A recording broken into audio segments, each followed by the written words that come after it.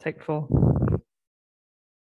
Hello, and welcome to Eastern Europe's Minorities in a Century of Change, a podcast on the history of minority experiences in Central and Eastern Europe during the 20th century. This series is part of the Institute of Historical Research's centennial commemorations, Our Century, Looking Back, Thinking Forward, and has been organised by the study group. It was made possible through the help and support of the British Association of Slavonic and East European Studies and the Stanley Burton Centre for Holocaust and Genocide Studies at the University of Leicester. The study group is a forum devoted to researching minorities in the national and regional histories of Central, Eastern and Southeast Europe and promoting closer scholarly collaborations. For more information, please visit the website at studygroupforminorityhistory.com. I'm Elise Bath, and in today's episode, my colleague Dr. Barbara Warnock and I will be talking about the experiences of Roma and Sinti people before, during, and after the Nazi regime. Barbara, hello. Hi. Would you like to introduce yourself and maybe say a little bit about the library where we work? Yeah, sure. So I'm Barbara Warnock, and I'm the Senior Curator and Head of Education at the Wiener Holocaust Library. And as part of my role, I cover things to do with exhibitions, events, educational workshops, and so on. And yeah, we both work at the Wiener Holocaust Library in Russell Square in central London. And the library is about the world's oldest collection of archival material on the Nazi era and the Holocaust. And it actually very originally has its roots in some senses in struggles against Nazism in the 20s and early 1930s in Germany. And we've got really extensive documentation about the Nazi era, the Holocaust, post-war situations, refugees, other genocides, and other things. So it's a really kind of interesting and varied collection. So Elise works on a very sort of specific archive that we've got. So perhaps you could tell us a bit about your role. Yeah, absolutely. So as Barbara said, I work on a specific archive that is called the International Tracing Service Digital Archive. This is a collection of over 30 million documents from the Nazi era and the post-war period. So the Nazi era documents are things like concentration camp records, prison lists, deportation lists, that sort of thing. And then we also have the post-war material, which is often connected with survivors. So it shows things like survivors claiming or applying for assistance from international refugee organizations, emigrating, records from the DP camps, things like that. It's a huge archive, and we use it, we mainly use it to research the experiences of individual victims during the Holocaust, but we also use it to support the library's work more broadly, like to help find information for exhibitions and so on. So yeah, that's who Barbara and I are and where we work. So yeah, today we're going to be chatting a bit about the experiences of Roma and Sinti before, during, and after the Nazi era. So maybe we should talk briefly as well about how we actually started getting interested in this sort of part of history. Yeah. So for me, I suppose it came about because after I started working at the library, I became aware of some of the really interesting document collections that the library's got about the subject of Nazi persecution of Roma and Sinti. And, it's often a somewhat overlooked or forgotten topic. People don't often know all that much about it, even if they're kind of dimly aware that Roma were persecuted by the Nazis. But the library's got some really important documents about this. So, for example, there's a number of our eyewitness accounts to the Holocaust that were collected by library staff in the 1950s that are actually, really quite long and detailed and interesting accounts by Roma survivors. And so those are some documents that kind of first piqued my interest in this, really. We've also got an amazing collection deposited originally in the late 60s by Donald Kenrick.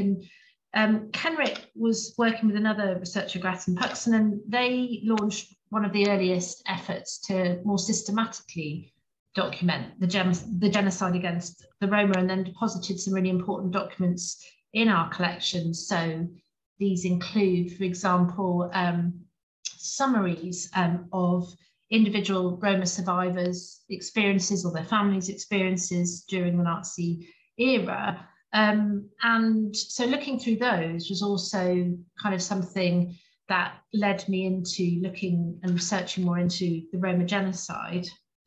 We've also got some really interesting photographs, and I think you know a bit more in a way about the photographs we've got in the collection about this. Yeah, because I did did a maternity cover here at the library and worked as the photo archivist for a year, so I've got a bit of insight into the photo archive. But yeah, there's some wonderful photos in our collection. One in particular of a Roma woman who was a survivor, and she'd been through various concentration camps. And we have this amazing photograph of her. Is it from the 50s or 60s? It's from the 1960s, actually. Yeah. Post-war, obviously, East Germany. Mm-hmm. And you know, there's this photograph of her, and she just looked so happy and proud and empowered almost. And then you can still see sort of the Auschwitz tattoo on her arm. And then she's just she's not defined by her persecution at all, and it just seems to me like a very joyful picture. So that was one that sort of piqued my interest. Another thing that got me more interested in this sort of part of history was helping you with the preparation for your exhibition. So, you know, you had these testimonies from survivors.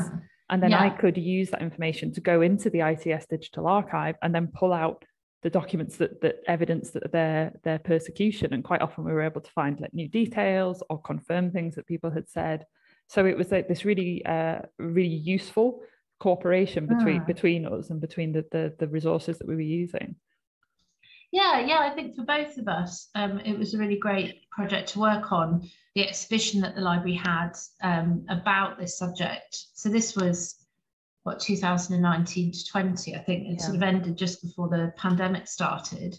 And our exhibition, you can find out more about this online, but was called Forgotten Victims, the Nazi Genocide of the Roma and Sinti. And we kind of gave an overview of this history, but also within that told a number of individual stories. And yeah, we were able to call upon kind of different sources in the library's collections for this, from these kind of summaries of people's experiences, which often came from interviews conducted with survivors, to, you know, the library's eyewitness accounts, and then go to the International Tracing Service archive and actually find out more about people's experiences. And the subject of the photograph that Elise has described, and that photograph we actually kind of ended up using as our kind of lead image or marketing image for that exhibition. We were able to find out more about her story from looking at relevant documents in the collection, you know, and get some, you know, albeit quite limited insight into her experiences of, for example, forced medical experimentation in Auschwitz. So yeah, it was a really great project. And it might be worth you saying a little bit more maybe about, you know, perhaps about the ITS and why it's a particularly good source of information potentially about this topic. Yeah, definitely. I mean, in a nutshell, the reason the ITS Digital Archive is such a useful tool in exploring this history is because of its size and the range of documentation it contains. And we're talking there documents from pre-war, post, during the persecution and post-war. So I think that one of the earliest documents that I found in the ITS Digital Archive is actually like more of a tract outlining Nazi ideology in relation to the Roma and Sinti. And it was, it's like a memorandum, I suppose, titled Denkschrift über die Zigeunerfrage, which would be sort of memorandum on the gypsy question. It's written in like the mid-30s, and it's this very racist tract that really clearly defines or articulates the Nazi ideology that Roma and Sinti were sort of racially inferior, racially alien, asocial, this threat. You know, there's lots of all these sort of usual slurs and accusations that you would expect in this tract. So that's one of the early records that I found. It's interesting that that's in the archive, because the ITS archive, you know, is originally set up to trace individuals who were lost or missing during the war and the Holocaust.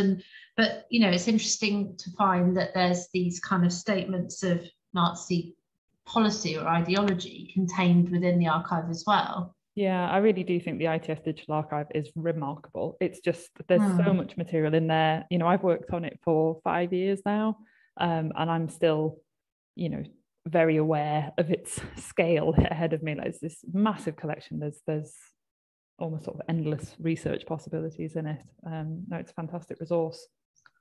And, you know, there's often, you know, been perhaps an issue in trying to research the Roma genocide is that there are perhaps less, I think it might be right to say, sort of far less survivor accounts than there are from other groups potentially. And so the ITS archive, so, you know, what we found was it actually contains, it may not contain perhaps the voice of, say, Roma victims or survivors, but it does contain documents that help to tell the story of individual stories that often, you know, haven't been told elsewhere or researched elsewhere.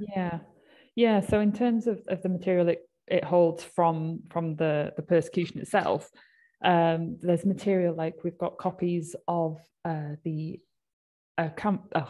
records from Auschwitz, from the Zigeunerlager, so the so-called gypsy camp. And one of the main resources that we have is the prisoner registry book for this camp. So that contains, it actually names people. Yeah, names, like it gives the name, date of birth, place of birth, whether, you know, date of arrival in the camp, that kind of thing.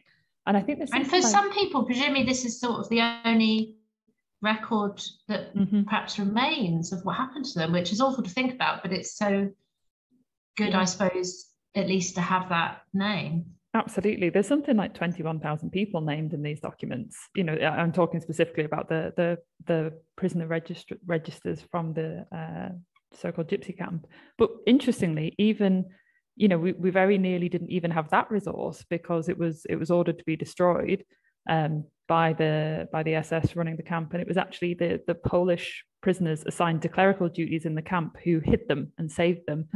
And I think they actually buried them. And the first few pages of the scan, you can see the dampness on it. And there's some names that are lost. Sort of the pages have sort of rotted by being kept in damp conditions. But yes, it was so close to losing that resource as well.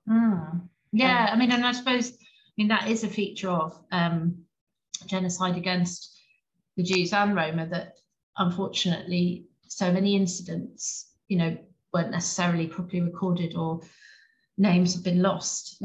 But it's, you know, ITS does contain all of this detail, and a lot of detail often about individual, because it also contains kind of individual records of detailing people's experiences of perhaps deportation and different camps that they were sent to and so on. Yes, yeah, you're right. So as well as the documents that I described earlier, these sort of records that list lots of people, you have individual sort of prisoner registration forms where you can sometimes get quite a lot of information about an individual person and their path of persecution.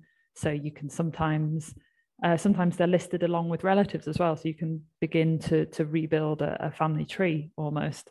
But you're quite right as well. It is worth considering the fact that even though the ITS archive is, you know, huge, it contains information on something like 17.5 million people, but there are still these gaps in it. And you know, you mentioned earlier, you know, there'll be some people who aren't recorded anywhere. That would be particularly the case for people who weren't murdered in the camps, but say were killed near their homes in shooting actions in sort of rural Eastern and Central Europe. You know, that there's not necessarily going to be paperwork that names those victims. So, you know, I always need to kind of remember that there are people who there will be no trace of in the archive. Yeah. And I think also it's probably worth saying with the International Tracing Service Archive that, you know, most of the documentation would be kind of Nazi documents. So it's very much the perspective of the perpetrators and not the voice of victims or survivors. But, you know, as we've mentioned, the library does have some documents that, you know, either actual eyewitness accounts by survivors, or at least a kind of a summary of a conversation that somebody had with the survivors. So kind of sometimes can give us a little bit of insight, at least, into people's experiences. Yeah, well, it's like what we were mentioning earlier. It's sort of using multiple sources in cooperation with each other and sort of taking what you can from different different resources to try and build a better and more complete picture, I suppose. Yeah. And I wonder if it might be worth us now maybe kind of talking a little bit about the historical context, perhaps. Yeah, I think that would be really useful to sort of set the scene a little. Yeah. So I think one thing, that you notice, unfortunately, in looking at this history, and I think that we've both felt, is that there's a lot of continuity, even if the Nazi era saw a kind of real intensification and escalation of persecutory policies, that there was a lot of continuity with what came before, and to some extent what has continued afterwards as well.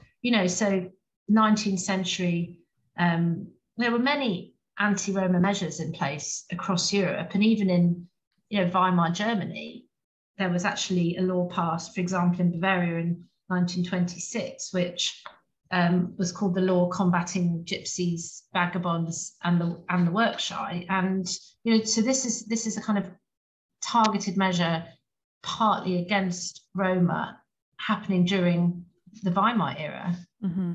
We see some of those types of documents in the early records in the ITS archive as well, where you just have notices saying, all Zigeuner, to use the term they would have used, must register, they must carry these cards, they must check in with their police. So yeah, it's absolutely the beginning, the first stages of the Nazi persecution were very much a continuation of what had already been, really.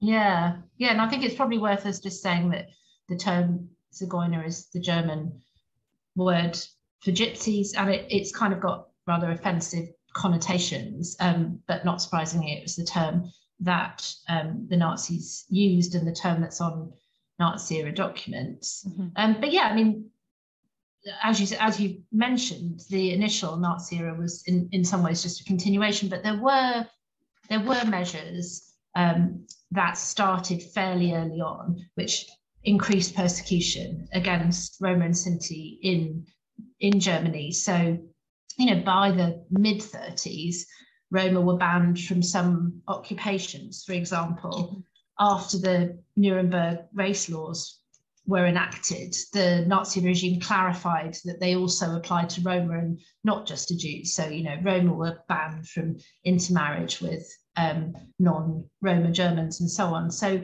a lot of these measures did kind of start to get going in the mid-1930s, and there's a lot of parallels, though, with what happened to the Jewish communities of Europe, though the situation isn't exactly the same either. Mm-hmm. So yeah, that's what we see. And I think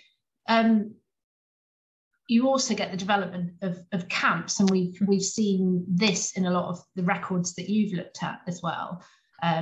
So the beginnings of a process by which people were sent to camps. And often, I think I'm right in saying in the 30s, Roma who were sent to camps, they might have been identified as being sent because the Nazis determined them to be asocial or antisocial. Is that right?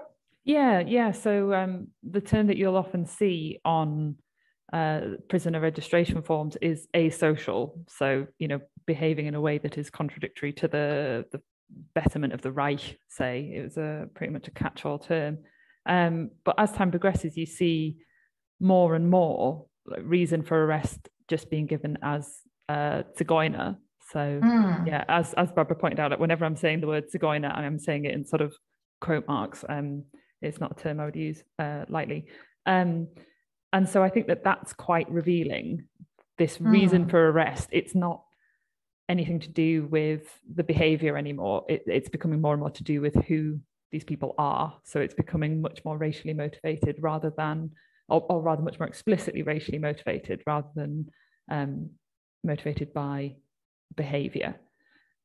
And I think we should say that people arrested because they were so-called antisocial by the Nazis were not necessarily showing antisocial behavior, but it was just a way of the Nazis kind of targeting people that they didn't want to kind of join in their so-called people's community. So there were kind of stereotypical assumptions about Roma being involved in antisocial behavior that became a way in which the Nazis and previous regimes and subsequent regimes, a way in which those regimes have targeted Roma as a group.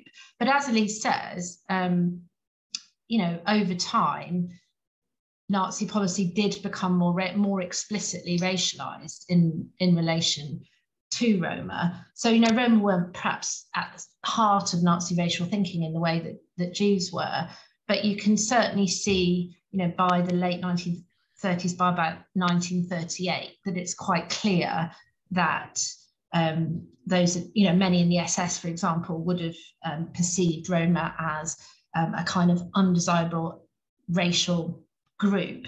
There was a kind of development of pseudo-scientific racial research in relation to Roma as well, from about the mid-30s onwards. So this idea of Roma as an undesirable racial group who the Nazis wanted to target along with Jews wasn't necessarily there from the start, but developed over time with, really murderous consequences. Yeah, absolutely. And this, the deportation and the persecution sort of build up to this genocidal intent, which sort of culminates in the Auschwitz gypsy camp, which I mentioned earlier, which was that was the camp. It was founded in 43. So yeah, I think there was a process. Was it founded in 43? I better just double check that. I just said that, and then I'm not sure. And we're not at all saying, by the way, that before the establishment of the gypsy camp that sort of no Roma and Sinti were deported. Of course they were, and of course they were persecuted sort of dreadfully. But this, the gypsy camp is almost, Auschwitz is almost like emblematic of this crescendo of genocidal intention. It had been developing from, first mid-30s. Some Roma in Germany were held in internment camps. You then had deportations to places like Dachau from the late 1930s, and then deportations from 1940 out of Germany into ghettos and then camps in the East. And so you kind of had this gradual escalation of policies in Austria in 1941. So, these, when Austria had been taken over by the Germans from March 1938, these kind of policies had arrived in Austria. And in 1941, for example, 5,000 Austrian Roma and Sinti were deported first to Łódź ghetto in occupied Poland, and then to Chełmno death camp, where I think I'm right in saying they were amongst the first actually to be murdered with gas. Is that right? Yeah, that's Chełmno and the Minsk area were where the murder by gas was developed. So yeah, I think yes, I'm saying that. Yes. So you can see, really exactly the same kind of policies as were directed at Jews being directed at Roma. I mean, as I said, that Roma weren't quite such a kind of focus of attention and ideology for the Nazis as Jews were. So I think the kind of efforts at genocide were sometimes a little bit less systematic, which seems to have resulted in a higher proportion of Europe's Roma surviving these horrific events than is the case for Jews. But nevertheless, all of the same kind of ideas and policies are there in terms of incarceration, deportation to ghettos and camps, mass murder, and so on. And I think, the Auschwitz so-called gypsy camp that you've mentioned, I think it was known for its quite horrific conditions. Yeah, families were allowed to stay together in the gypsy camp. So there are these sort of odd differences. Because the situation with Jews was people would have always been separated, families would have always been broken up, right? Whereas here it seems like the gypsy population of the camp were incarcerated together. I think I'm right in saying that they were allowed to keep their own clothes, didn't have to change into the prison garb. So they were treated slightly differently as well. But I'm not saying they were treated better, as you said, that the conditions there were horrific in that section of the camp. And then of course the camp itself was liquidated, or that part of the camp was liquidated in August 44. And you saw the mass murder of all of those inhabitants of the camp. So people had been allowed to remain in family groups, but then ultimately the whole camp, as you say, was liquidated, to use a kind of Yes. Nazi euphemism. Yeah. Yeah. I think it's also it's interesting actually to think about some of the eyewitness accounts that the library's got, because one of them by a Sinti survivor from Austria, Hermine Horvath, actually talks a little bit about the so-called gypsy camp, but also about some of what she witnessed. So, for example, children targeted for sexual exploitation by the SS, and really kind of horrific events like that, which shine a light on those kind of aspects of the Holocaust that don't always get much attention, the kind of maltreatment of people, including sexual exploitation that occurred in camps and, happened to children as well as to adults. Yeah. I think it's just worth mentioning, like, while we're just still on the gypsy camp, it's always worth reflecting on the resistance that was offered up as that part of the camp was being targeted for complete destruction. And there was this quite prolonged and sort of deeply brave resistance to what was happening.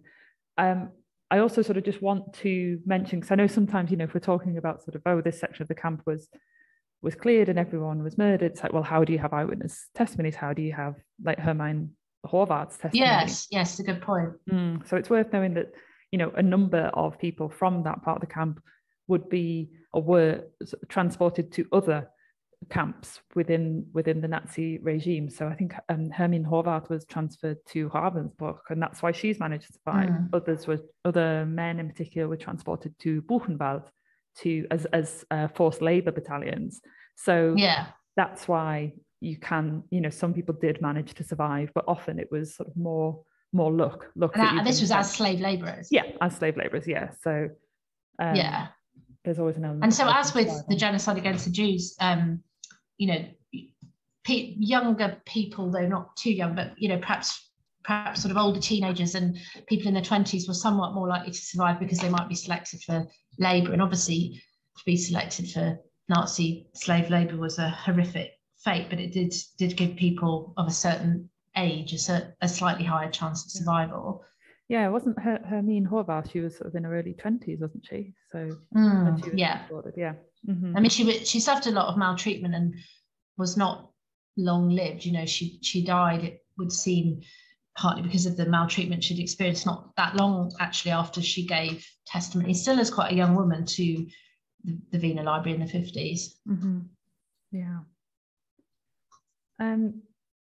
Shall we? So I think, perhaps we could think about, I don't think it really is a question anymore, actually, but sometimes the question has been asked about, whether the Nazi policies against the Roma were genocide. And I just don't really think that is a question anymore. No. And, the German state actually recognised it as a genocide in 1984. But, we tend to use the term genocide in relation to these events. And obviously, in relation to the mass killing of Jews, the term Holocaust is usually used. But it's just probably worth saying there's a couple of other terms that you sometimes hear used in relation to the genocide against Roma. So, like, Paraimos is one, Farimos, Samada Paripen. So, various different terms, and they have different meanings, from mass killing to devouring. So I suppose, it's very similar with, if we think about the term for, like, Jewish Holocaust, Shoah, different groups prefer different terms for various reasons. I think one of the terms, is it Farajmos, has sort of a connotation of sexual assault. So I think some people don't like to use it for that term. So we tend to use the term genocide, and I think surely now the debate has been closed as to whether it was genocide or not. It absolutely was. To listeners, you can hear from what we've described that this was, the kind of racial targeting of a group for persecution, incarceration, mass killing, and so on. Destruction of the people, destruction of the culture. That was what was the aim. It was genocidal intention. Yes, absolutely. And actually, it's probably also important to say that part of the policy was sometimes, and particularly perhaps in Germany and Austria, but one of sterilization. So that is a way of trying to kind of prevent the group continuing, was to target Roma and Sinti for forced sterilisation policies, and so that obviously, was another abuse of, kind of genocidal abuse of some of the members of the Roma and Sinti community. Yeah, absolutely. So is it worth now sort of reflecting on what will have happened to those people who survived this genocide? Yeah, so, recent research tends to indicate that up to about 500,000 people, Roma and Sinti, were murdered in this genocide. It is kind of slightly difficult, partly because in some places of an absence of detailed records to be 100% certain, but those tend to be the kind of estimates. Some people would think those were actually a bit low, some people might think that was a bit high, but that tends to be the kind of current estimate. But yes, there's obviously many more people who had experienced persecution and then did survive. I won't not say many more, but I think in general it tends to be said that it was maybe about a quarter of Europe's Roma population were murdered. So therefore, yes, I suppose a majority of people did survive, some of whom had had direct experiences of these things. And so, yeah, perhaps we turn to sort of think about the situation post-war. So I think sometimes there's a bit of a misapprehension of, it's the end of the war, camp's been liberated, the end. And it's like, not at all. Liberation was absolutely a process. It was hugely drawn out. You've got millions of people displaced across Europe. I think I read somewhere recently, it was like 40 million people were displaced in one way or another. So to try and actually manage and organize that group of people is it's quite the undertaking. It's a bit mind-boggling. Yeah, I know. And thinking as well about kind of the situation in which this was happening. You've got petrol shortages, resources shortages, it's absolutely amazing what they did manage to achieve in lots of ways. So you'll have people who survived the camps being, not all of them, but some of them will have lived in displaced persons camps. So these were set up sort of around Europe to house refugees, survivors, that sort of thing. And the ITS archive that I work with has a lot of material from those camps. So that's a really useful tool for sort of seeing members of the Roma and Sinti communities beginning to sort of rebuild their lives. You see marriages, children. In the context of DP camps. Yeah.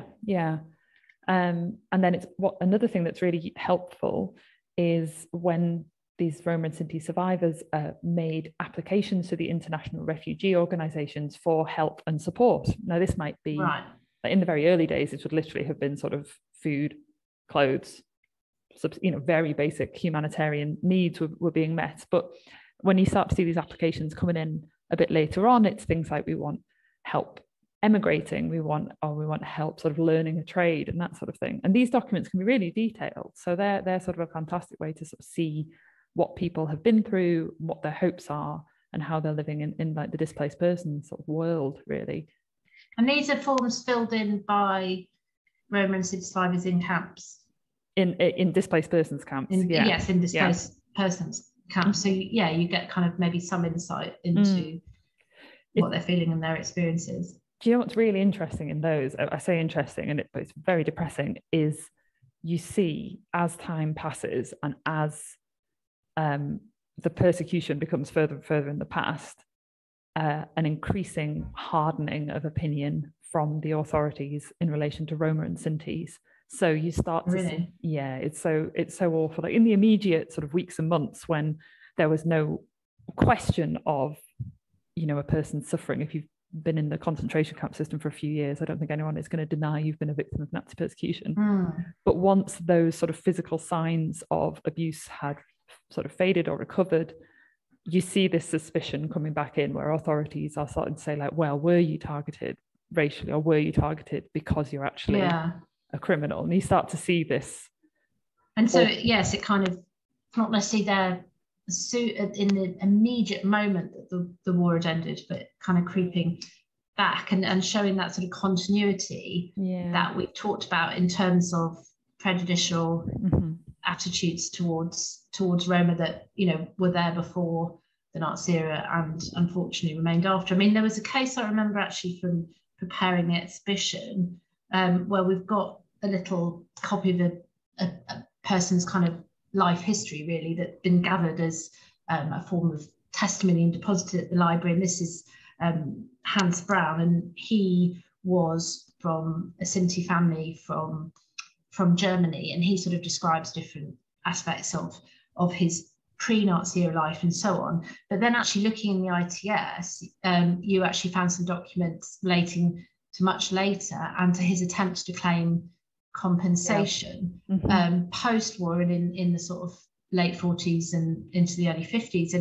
And it was quite horrifying to see in that documentation that after he launched his first attempt to claim compensation, a German criminal police inspector kind of launched an investigation on him and wrote to the International Tracing Service and said, we think that this person may have not been actually held for racial reasons, but may have been held by the Nazis because he was a criminal, and that would mean, he wasn't entitled to compensation. But, the ITS documents actually didn't support that idea at all, did they? No, because the reason for arrest was given to Goiner, that he's been arrested because of who he is. And what's really galling about that particular example is, like I said, I've been working with the ITS archive for 5 years now. I've researched research experiences of more than 1,000 victims of Nazi persecution, and I have never seen a letter like that written about a Jewish victim. So starts to think, well, why is he writing it about Hans Braun? And it's this suspicion is just sort of an assumed criminality because he's a Roma is just hugely depressing. Yes, definitely. And I think that Roma did face these enormous barriers to trying to claim compensation and recognition after the war, really, because of these kind of prejudicial attitudes and assumptions that somehow almost the Nazi persecution and targeting of Roma had been justified or was explainable or whatever. So it's quite a disturbing history, and I think there's an ongoing struggle for recognition that still is present with us today. I think the example that I came across that jarred with me the most, so it was absolutely horrific, I sort of doubted what I was reading at first, was the fact that a fellow called Joseph Eichberger, and he had been, during the Nazi period, he'd been in charge of the transportation of Roma to Auschwitz. So that's what we were talking about earlier, this mass deportation of thousands of people to their death. And this man, this Eichberger, had organized and facilitated that. So that's sort of what Eichmann did for the Jewish population. He was sort of the equivalent for the organizing the genocide. And they're both in the SS? I think so, yes. So he was this fellow Eichberger. He survived. He was arrested by the British and held as a prisoner of war till March 1947, at which point he was classified as what was known as a Mitläufer, so literally like a running along with, rather than sort of a virulent Nazi. So he was allowed to kind of go out and so it's as if he's just someone who kind of went along with the Nazi regime but didn't actually very actively participate, wasn't really an active perpetrator of crimes. This was complete misrepresentation.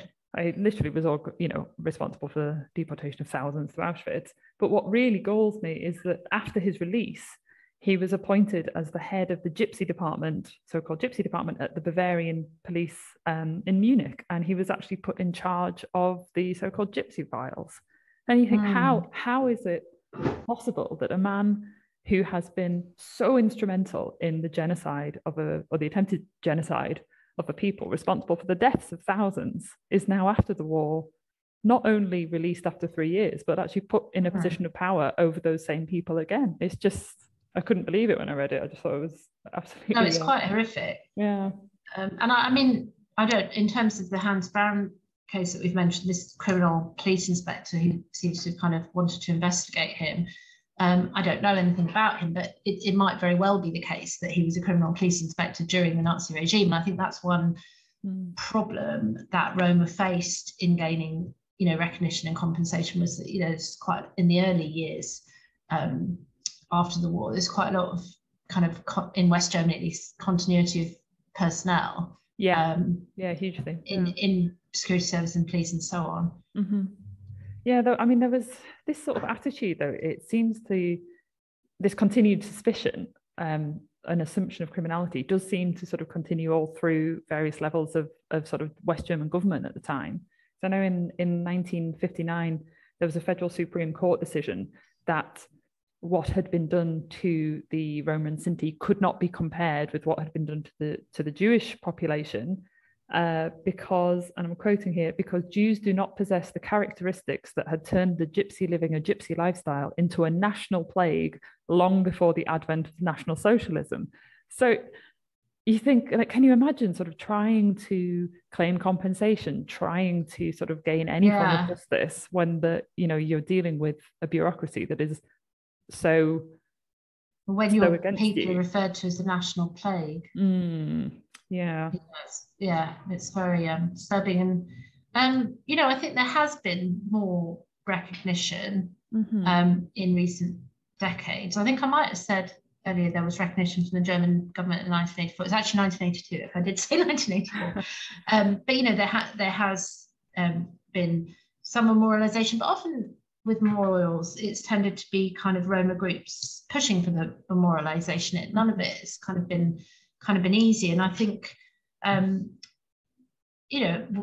at the library was quite disturbed by the recent so-called comedy of Jimmy Carr in relation to this, which really seemed to reveal that a lot of people were really either quite ignorant about this or just really didn't care. I thought it wasn't just the joke itself, which was offensive and sort of taking the side of the Nazis. And you think, is that really a side you want to be on? But what was more disturbing to me was the reaction of the crowd and the whooping and the cheering and the hollering. And you just think, I think that week when that all came out, I'd have been researching the case of a little girl who was Roma and she'd been gassed to death in Auschwitz. And you just think, do you know what you're laughing at here? And maybe that's the problem. Maybe that's maybe a lack of education is partly to blame here. I know when we worked with the Roma support group in Canning Town, they told me the story of, they were talking about a girl in their community who'd been in school learning about the Holocaust, and she had put up her hand and said, oh, my family, some of my family were killed by the Nazis. And the teacher had said, no, they weren't, don't lie. Oh, God. And so the teacher had no knowledge that Roma and Sinti were targeted in this way as well. So it's a bit mind-blowing. It's a little bit. And, I mean, the library is trying to work, with things like our exhibition and accompanying catalogue to try and inform people about this. And we've got a website, an educational website, the Holocaust Explained, that looks at this as well. And we are working on some educational resources.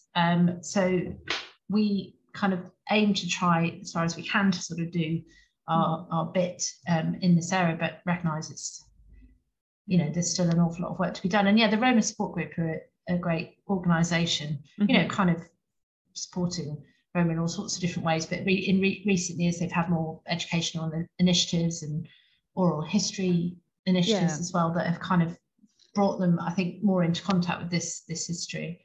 So I suppose then, that sort of leads on to sort of think about where else can people find out more about this topic. So, like you said, we've got our collections, we've got the website as well, the Holocaust Explained. There's a book called The Roma Struggle for Compensation in Post-War Germany by Julia von dem Knesebeck. And I thought that was a really fantastic resource at sort of getting to grips with the post-war situation. I thought that was... Becky Taylor's book, Another Darkness, Another Dawn, does an amazing job at telling the story of Roma history across many, many centuries in Europe. And as is maybe implied by her title, unfortunately, a lot of the history is potentially to do with repression and persecution, but not entirely. She's also kind of looking at Roma and Sinti, just the role society, communities, the role people were taking in different societies, the contribution being made by Roma and Sinti communities and so on. So yeah, that's a book I'd really recommend for a kind of longer, wider view, though it also has got, you know, very powerful chapters about the Nazi era as well. So yeah, the Gilad Margaret's book Germany and its Gypsies is also sort of another one we've kind of looked at as well. Yeah, so there are resources out there, and you know, I think it's very much worth exploring. I think there is still a bit of an exclusion from historical memory. I think less so than there used to be, but the recognition of what happened has come very late.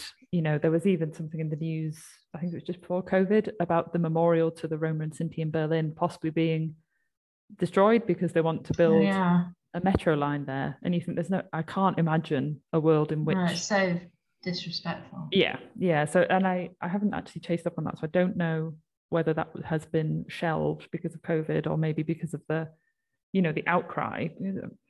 But I think that was a really depressing moment, because you just think, oh, yeah, I can't imagine that would have been done under the Memorial to the Murdered Jews of Europe, say. Right. But the Roma and Sinti Memorial is somehow more disposable. Yeah. I think perhaps on that depressing note, yes, we may draw our podcast to an end. So thank you very much for listening to us and sort of bearing with us this time. It's been really nice chatting to you about it again, Barbara. Yeah, good to talk to you. Yeah. So please do visit our website, you know, listen to the other podcasts, and thank you very much for your attention. Okay, bye. Bye.